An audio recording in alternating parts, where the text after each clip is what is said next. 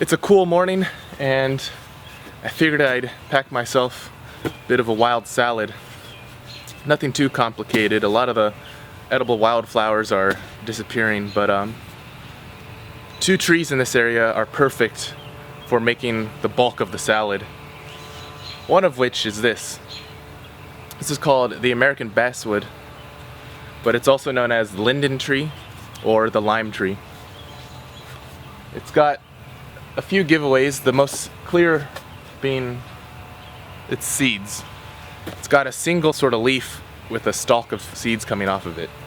Now a lot of these leaves are already this dark green sort of glossy color, and those probably aren't too great for eating, but I do see a few tender bright green leaves on the tree that we can pick and put in our salad. These days it's hard to find the American basswood out in the wild. In fact, the one I was picking from a few minutes earlier is actually a tree that they planted outside of the place I live in. But a much more common tree in this area is our friend the beech. And it's about the time where the leaves are just unfurling, and these are really good to eat as well.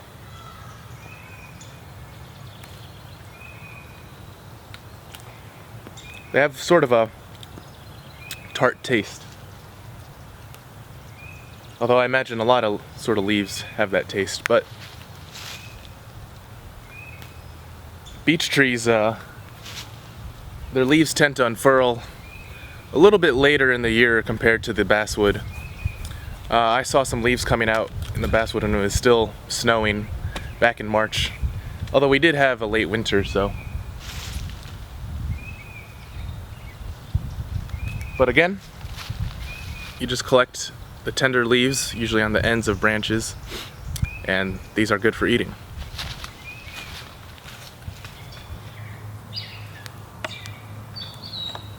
I also collected some tasty wild violets, which would add some color to the salad.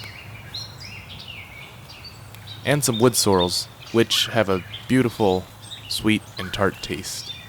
If you want to learn more about some wildflowers that you can eat, just click over there on the bottom of the screen.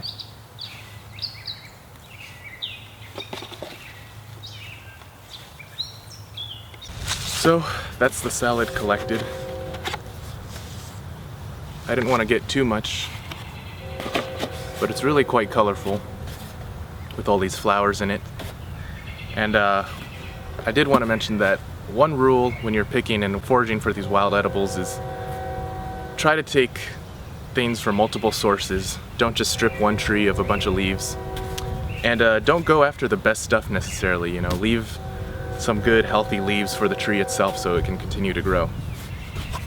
And finally, if you are collecting, especially in a developed area like this, be sure that you aren't collecting these wild edibles in areas where you might find pesticide or fertilizer runoff, or near areas that have plastic or paint, because that stuff can wash away, get into the soil, and get into the food, and make it pretty toxic to eat. But other than that, I think I might go and enjoy this small salad. So, till next time.